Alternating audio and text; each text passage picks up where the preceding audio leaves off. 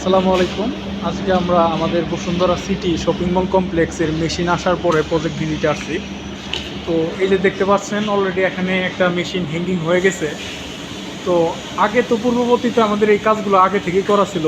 এখানে দুইটা ডাক ছিল, একটা ইলেকট্রিক্যাল ট্রে ছিল, একটা কপার পাইপের জন্য ট্রে ছিল। আর পাশাপাশি আমরা এই জায়গাটা ফাঁকা রাখছিলাম, রেখে আমরা সামনে থেকে আবার এখানে ডাক্টের কাজ করছিলাম।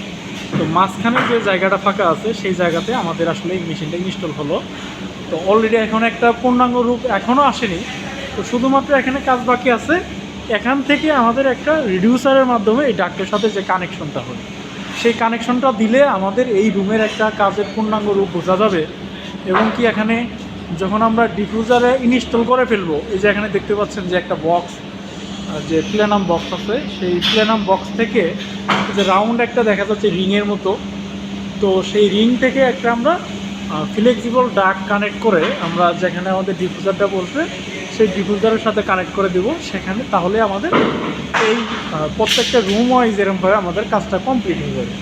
ঠিক একইভাবে এই পাশে একটা মেশিন আছে, এই যে দেখতে পাচ্ছেন এই পাশে একটা মেশিন আছে। তো সেই মেশিনটাও এখানে ইনস্টল করা হয়েছে। তো এখানে একটা খুবই ইন্টারেস্টিং একটা জিনিস থাকবে, সেই জিনিসটা আমি কিছুদিন পরে আপনাদের দেখাবো যখন আমরা ইনস্টল করব। তো আপনারা তো জানেন, এই যে দেখা যাচ্ছে এই যে একটা পিভিসি পাইপ দেখা যাচ্ছে, ওইদিকে একটা পিভিসি পাইপ দেখা যাচ্ছে। এই পাইপ দুটো আমাদের হচ্ছে ড্রেন পাইপ কানেকশন।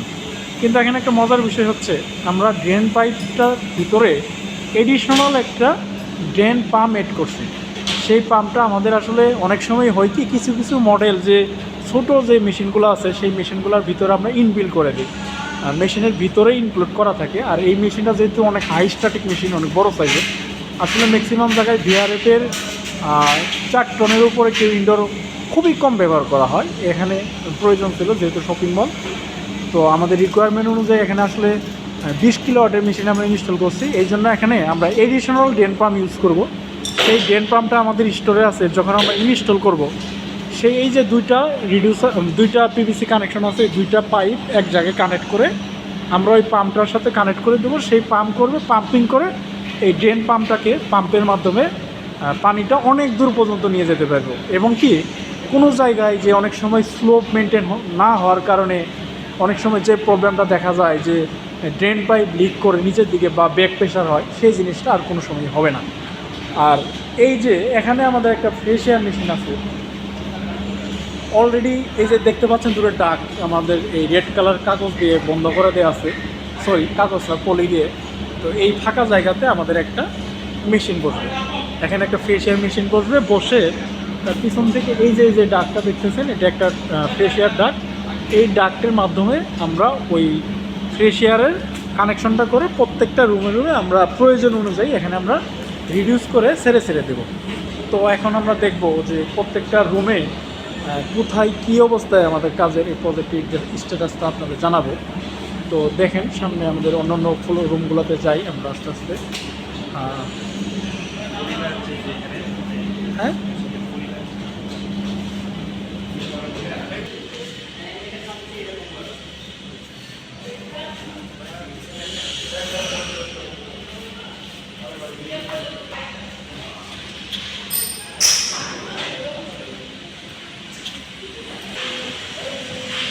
এই যে আমরা এখানে মেশিন স্টোর করছিলাম, মানে গত 2 দিন আগে রাতের বেলা রাত 12টা কি 1টার দিকে আমাদের মেশিনগুলো আসছিলো। আসার পরে আমরা এখানে মেশিনগুলো স্টোর করছিলাম। তো আসলে বেশি দিনের জন্য না, একদিনের জন্য জাস্ট এখানে একটা মেশিন বসবে। এই যে আমরা অ্যাঙ্গেল দিয়ে ফ্রেম করে রাখছি, আর ওই পাশে একটা মেশিন বসবে। এই দুইটা জায়গা ছাড়া আমরা প্রত্যেকটা মেশিন আমরা একদিনের মধ্যে ইনস্টল কমপ্লিট করে ফেলছি।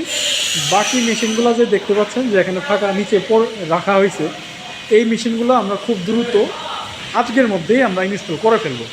তো দেখাই বাকি রুমগুলোতে অলরেডি আমাদের পাশের একটা জায়গায় আমাদের ইনস্টল করার জন্য ফ্রেম করা হচ্ছে, সেই জায়গাটা আমি দেখাবো।